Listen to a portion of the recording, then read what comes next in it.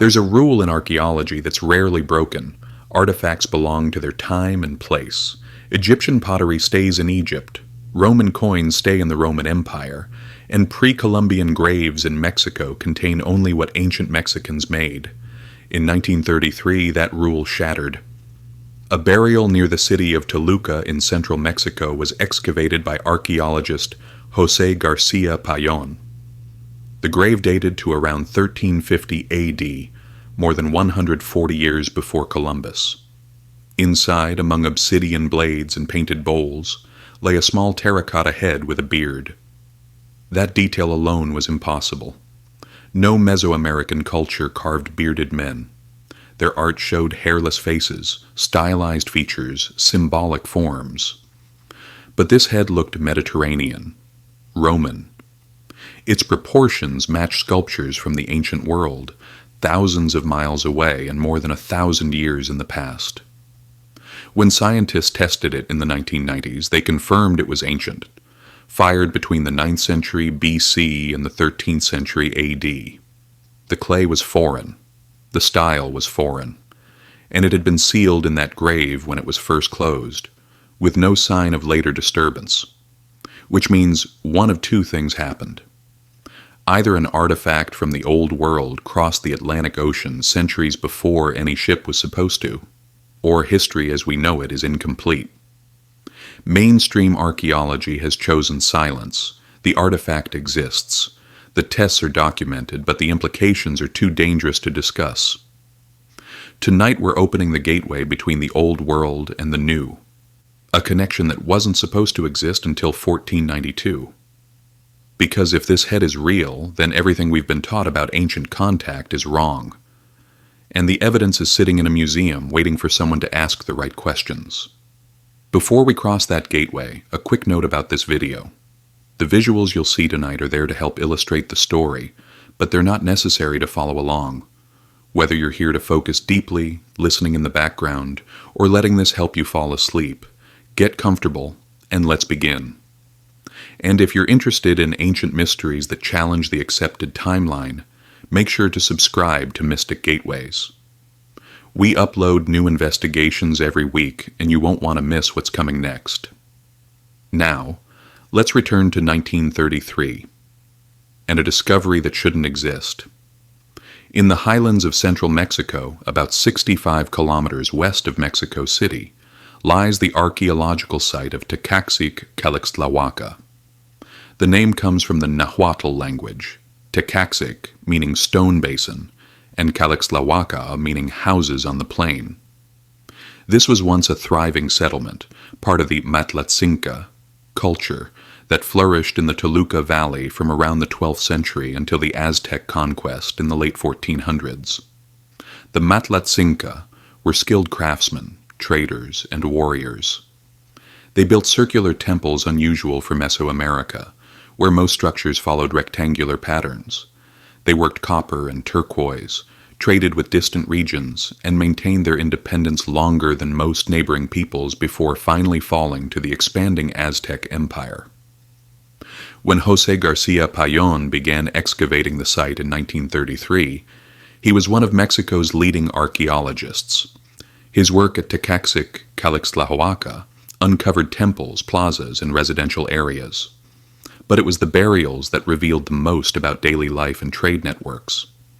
The dead were interred with objects they valued, tools, ornaments, and offerings meant to accompany them into the afterlife. The burial in question was located beneath the floor of a structure associated with the site's ritual center. It contained multiple offerings arranged carefully around the deceased. There were copper bells of the type common across Mesoamerica, their metal imported from distant mines. Turquoise beads, likely from sources in what is now the American Southwest, showed the reach of trade networks. Painted ceramics bore geometric designs typical of the post-classic period. Woven textiles, though deteriorated, showed traces of the dyes and patterns favored by Matlatzinca artisans. Everything about the burial screamed authenticity. The stratigraphy, the layers of soil and occupation debris, was undisturbed. The objects fit the known timeline of the site's occupation, which radiocarbon dating and ceramic typology placed between 1200 and 1500 AD. The body itself was positioned in the manner consistent with Matlatzinca burial customs, facing a particular direction with knees drawn up. And then there was the head. Payón catalogued it as item number 23 in his excavation notes. He described it as a small terracotta figurine head, about 3.5 centimeters tall. The clay was fine and well fired. The surface showed traces of red pigment on the lips. The facial features were carefully modeled, a long narrow nose, high cheekbones, almond-shaped eyes rendered with precision, and most strikingly, a full beard carved in wavy, detailed lines. At the time, Payón noted its unusual appearance, but didn't make much of it. Mesoamerican sites occasionally yielded objects that didn't quite fit regional styles, trade goods from distant cultures, local experiments in form, or simply artisan creativity could account for anomalies. The head was photographed, stored, and largely forgotten as the excavation moved on to other features of the site. It wasn't until decades later, when researchers began revisiting Payón's excavation notes and collections, that anyone realized how strange the head truly was. By then, Payón himself had passed away, and the exact context of the find could only be reconstructed from his meticulous documentation. But the records were clear. The head had been found in situ, sealed within an intact burial layer, surrounded by objects dating to the 14th century. The style didn't match anything produced in Mesoamerica. The proportions were naturalistic rather than symbolic. The beard was unprecedented. No pre-Columbian culture in Mexico depicted facial hair with this level of detail or realism. When specialists in ancient Mediterranean art examined photographs of the object, their assessments were unanimous. It looked Roman, or at the very least it looked like something produced within the Greco-Roman world during the Hellenistic or early imperial period, roughly between 200 BC and 200 AD. The clay itself offered no easy answers. Without a known source, it was impossible to say definitively where the head had been made. But what was clear was this. It didn't come from the Toluca Valley. Its composition didn't match local ceramics. Its firing technique suggested kiln temperatures and methods not typical of Mesoamerican pottery production, so the question became unavoidable. How did a Roman-style terracotta head end up in a 14th century grave in central Mexico, more than a century before Columbus, and more than 5,000 miles from the nearest Roman settlement? The discovery sat in storage for decades. Few paid attention. Those who did assumed there must be a rational explanation, a later intrusion into the grave, a misidentification of context, or perhaps even a hoax. But as the years passed and more scientists examined both the object and the excavation records, those easy explanations fell away. The head was real, the context was secure, and the mystery was just beginning. In the 1990s, the head was finally subjected to rigorous scientific testing. Researchers at the Max Planck Institute in Germany performed thermoluminescence dating, a technique that measures when clay was last fired in a kiln.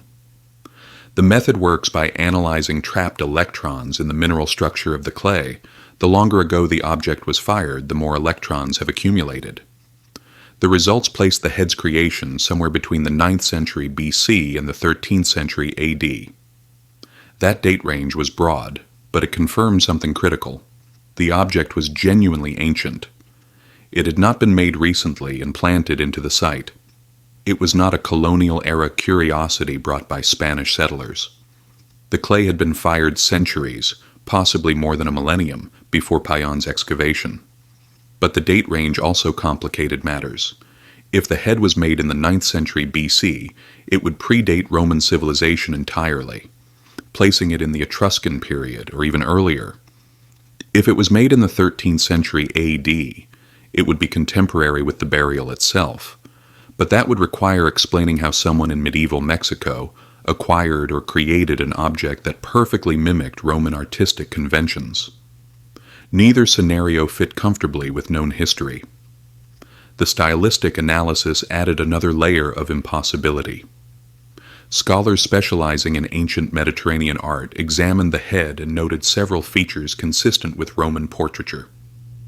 The naturalistic proportions, the attention to detail in the beard, and the symmetry of the facial features all matched conventions seen in terracotta figurines produced in the Roman Empire, particularly in provinces like Greece, Asia Minor, and Egypt. Roman artisans frequently produced small terracotta heads as votive offerings, decorative elements, or children's toys. Thousands of examples survive in museum collections across Europe and the Mediterranean. The Tecaxic-Calixtlahuaca head, if found in Italy or Greece, would not have raised any eyebrows. It would have been catalogued as a standard example of Roman provincial art and dated accordingly. But it wasn't found in Italy or Greece. It was found in Mexico. The beard is the detail that makes the object irreconcilable with Mesoamerican art. Across thousands of years of artistic production in the region, from the Olmecs to the Maya to the Aztecs, depictions of facial hair are extraordinarily rare. When beards do appear, they're stylized to the point of abstraction, rendered as symbolic elements rather than realistic features. The indigenous peoples of Mesoamerica, like many Native American populations, typically had less facial hair than Europeans or Mediterranean peoples. Their art reflected this reality. To find a terracotta head with a carefully modeled wavy beard in precise detail is like finding a smartphone in an Egyptian tomb. It doesn't belong. Yet there it was, sealed in a grave with objects that unquestionably dated to the 14th century. Some researchers propose that the head might have been created locally by a Mesoamerican artist who had somehow been exposed to foreign influences. Perhaps a traveler from across the ocean had brought images or descriptions of bearded men, and a local craftsman attempted to recreate what they'd heard about. But this theory requires accepting that such contact occurred, which brings us right back to the same problem. If there was contact, where's the rest of the evidence? Trans-Oceanic voyages don't happen in isolation. Ships carry crews, cargo, and culture. If Romans or other Mediterranean peoples reached Mexico, we'd expect to find more than a single terracotta head. We'd expect tools, coins, pottery, or at minimum, genetic traces in the population. We'd expect shipwrecks, anchors, or navigation equipment along the coasts. None of that exists. The head stands alone, a solitary anomaly in a sea of otherwise consistent archaeological evidence. Another possibility is that the object traveled through intermediary trade networks over an immense distance and span of time. The Poxteca, Aztec long-distance traders, were known to move goods across thousands of kilometers, from the highlands of Mexico to the tropical coasts and beyond. Could a Roman artifact have passed through countless hands over centuries, moving from the Mediterranean through Africa, across the Atlantic via island chains, and eventually into Central America? It's theoretically possible. But the logistics are staggering. The head would have had to survive not just the physical journey, but also the cultural transitions. It would have needed to be valued enough at every stage to be preserved and carried forward, despite having no obvious function or meaning to the peoples handling it. And then there's the clay itself. Thermoluminescence dating doesn't just tell us when an object was fired. It can sometimes offer clues about where it was made, based on the mineral composition of the clay. The head's clay is foreign to Mexico, but attempts to match it to known Mediterranean sources have been inconclusive. The sample size is small, and clay deposits vary widely even within single regions. Without a definitive source, we're left with more questions than answers. What we know for certain is this: the object is ancient. It was found in a secure archaeological context, and its style is incompatible with anything produced in pre-Columbian Mesoamerica. Every explanation requires accepting something extraordinary. Either contact that left no other trace, trade networks of impossible scale, or coincidences so unlikely they strain belief. The scientific community's response has largely been silence. The head is acknowledged in specialized literature, but rarely discussed in broader histories of the Americas. It doesn't fit the narrative of isolated development, so it's easier to ignore than to explain. But the object still exists. It's cataloged, photographed, and studied. And it continues to sit in museum storage, a silent challenge to the boundaries we've drawn around ancient history. Over the decades, researchers have proposed several theories to explain the head's presence in a pre-Columbian Mexican grave. None are entirely satisfying, but each reveals something about how difficult it is to reconcile this single artifact with accepted history. The first theory is the most straightforward: Trans-Oceanic contact. Proponents argue that the head is evidence of voyages between the Old World and the New, long before Columbus. Roman ships, they suggest, may have been blown off course during Atlantic voyages, carried by currents to the Americas. Sailors who survived such a journey could have brought objects with them, including small personal items like terracotta figurines. The Romans were capable mariners. They controlled the Mediterranean and ventured into the Atlantic, reaching the Canary Islands and possibly beyond. Ancient texts mention expeditions into unknown western waters, though details are scarce. If a Roman vessel was caught in a storm and driven westward, prevailing currents could have carried it toward the Caribbean or Central American coasts. But this theory faces problems. Shipwrecks leave traces. Anchors, amphorae, metal fittings, and cargo would scatter along coastlines and seabeds. Despite decades of underwater archaeology in the Americas, no Roman shipwreck has ever been found. No Roman coins, tools, or pottery have been discovered in secure pre-Columbian contexts, aside from this single head. A second theory suggests that the head arrived through long-distance trade. Ancient trade networks stretched across continents. Goods moved from China to Rome, from India to East Africa, from Scandinavia to the Mediterranean. Perhaps over centuries, an object could travel from the Roman world across Africa, through transatlantic island chains and eventually into the hands of Mesoamerican traders. This theory is more plausible in some ways. Trade doesn't require direct contact between distant civilizations. Goods pass through many hands, each step adding distance and time. A Roman figurine could theoretically have moved through African trade routes, reached Atlantic islands, and been carried by currents or voyagers to the Americas. But the timeline is punishing. The head would need to remain intact and valued through potentially hundreds of exchanges over more than 1,000 years.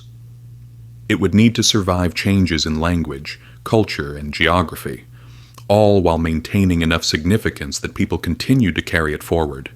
And again, if trade networks of this scale existed, we'd expect more evidence, not just one terracotta head, but a trail of objects documenting the route. A third theory is local creation with foreign influence. Perhaps a Mesoamerican artisan saw images or heard descriptions of bearded men from foreign visitors and attempted to recreate them. This would explain the head's unique style while keeping its origin in the Americas. But this raises the same fundamental question. Where did the foreign influence come from? If Mesoamerican artists were exposed to Old World imagery, that exposure implies contact. And if contact occurred, where's the rest of the evidence? There's also the matter of artistic skill. The head isn't a crude attempt to replicate an unfamiliar form. It's executed with precision and understanding of proportion. The artisan knew what they were depicting. That level of accuracy suggests either direct observation or access to detailed references, neither of which fit the isolated development model. Some skeptics propose that the head is a hoax or a later intrusion. They argue that Spanish colonists or later collectors could have introduced a Roman artifact into Mexico, and it somehow ended up in the burial, through contamination or mislabeling. But Garcia Payón's excavation records are thorough. The burial was intact. The stratigraphy showed no disturbance. The head was found alongside objects firmly dated to the 14th century, sealed beneath undisturbed layers of soil. For it to be a later intrusion, someone would have had to carefully dig down, place the head among the offerings, and reseal the burial without leaving any trace, all while coincidentally choosing objects that would later test as genuinely ancient. That scenario requires more coincidences than trans-oceanic contact. A final possibility, rarely voiced but worth considering, is that the head represents convergent artistic development.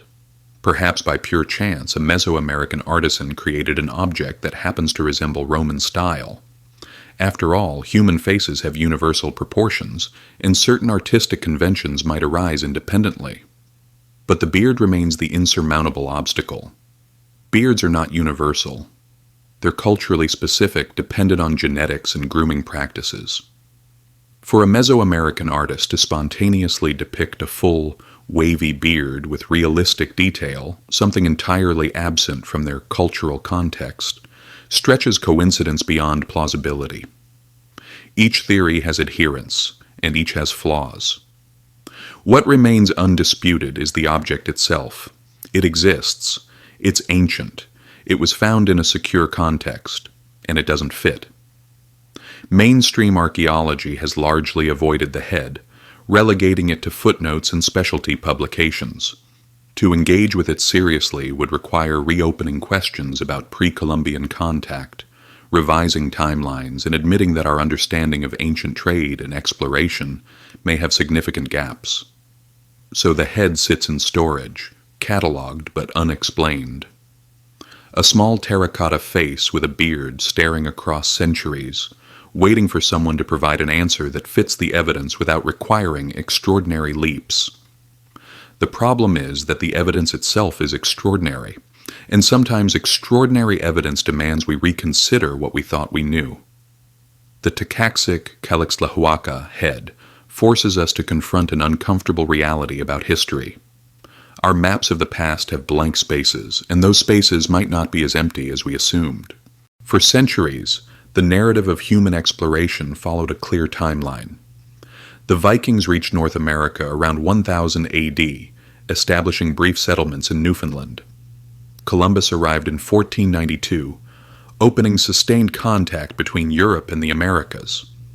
Before that, the two hemispheres developed in isolation for more than 10,000 years following the last Ice Age migrations across the Bering Land Bridge. That narrative is tidy. It's supported by overwhelming evidence, and it works, except when it doesn't. The head is not the only anomaly. Across the Americas, researchers have occasionally uncovered objects or sites that don't quite fit. Ancient coins found in odd locations, usually dismissed as modern losses or hoaxes. Stone inscriptions that some claim show Old World scripts, though mainstream archaeologists reject these interpretations. Genetic studies that hint at unexpected population movements. None of these anomalies, taken individually, are strong enough to overturn the established timeline, but together they create a pattern of unanswered questions. What the Tecaxic-Calixtlahuaca head represents is a threshold, a gateway between what we accept as possible and what the evidence suggests might have happened. It asks us to consider that the ocean, vast as it is, may not have been the absolute barrier we assumed. That ancient peoples, equipped with determination and luck, might have crossed distances we thought impossible. The Polynesians navigated thousands of miles of open Pacific using star charts and currents, settling islands from Hawaii to Easter Island. If they could cross the Pacific, could others have crossed the Atlantic by accident or design? The Vikings reached North America, establishing L'Anse aux Meadows in Newfoundland. If they could sail the North Atlantic in open boats, could Mediterranean sailors with more advanced ships have done the same? We know trans-oceanic contact is possible. The question isn't whether it could happen, but whether it did, and if so, how often. The head doesn't prove anything conclusively. A single object, however anomalous, can't rewrite history, but it does something more valuable. It opens a door. It invites us to ask questions that mainstream archaeology has been reluctant to pursue.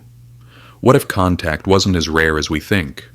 What if isolated incidents occurred, shipwrecks, drift voyages, exploratory expeditions, that left minimal traces? What if some of those traces are sitting in storage, catalogued but unexplained, because they don't fit the narrative? For the people of Tecaxic-Calixtlahuaca, the head was simply another offering placed in a grave. They didn't know it was Roman. They didn't care about timelines or historical debates. To them, it was valuable, significant, and worth including in a burial. That tells us something important. The object had meaning within their world, even if we can't fully understand that meaning. It was part of their story, woven into the fabric of their culture in ways the archaeological record can't fully capture. And perhaps that's the real lesson here. History isn't a collection of isolated facts. It's a network of connections, some clear and some hidden. The Tecaxic-Calixtlahuaca head is one of those hidden threads, a link between worlds that weren't supposed to meet. Whether it arrived through shipwreck, trade, or some other mechanism we haven't considered, its presence proves that the boundaries we draw on maps are more porous than we'd like to admit. The ancient world was larger, stranger, and more interconnected than our textbooks suggest. And somewhere in that larger world there are gateways we haven't opened yet. Connections we haven't traced, stories waiting to be told. The Tecaxic-Calixtlahuaca head is one of those stories, silent, enigmatic, and impossible to ignore. And the longer mainstream archaeology avoids it, the louder its silence becomes. The terracotta head still exists. It's housed in Mexico, cataloged and documented. Researchers can examine it. Tests can be repeated. But the questions it raises remain unanswered and perhaps unanswerable with the evidence we have now. What we can say with certainty is this: the head is real. It was found in a secure pre-Columbian context, and it challenges the accepted timeline of Old World, New World contact. Whether it represents a Roman shipwreck, a forgotten trade network, or something else entirely, its existence proves that history has gaps we haven't filled. At Mystic Gateways, we investigate these gaps, the thresholds between what we know and what the evidence suggests. The Tecaxic-Calixtlahuaca head is one gateway. Antarctica is another. The rickshaw structure, the Bosnian pyramids, each mystery represents a doorway into questions mainstream archaeology prefers not to ask. If you're interested in crossing those thresholds with us, subscribe to the channel. We upload new investigations every week, exploring the discoveries, sites, and artifacts that don't fit the narrative. And let me know in the comments. Do you think the head proves ancient contact? Or is there another explanation we haven't considered? The gateway is open. The evidence is waiting. And the silence from mainstream archaeology. That might be the most revealing answer of all. Thanks for watching. Until next time, stay curious.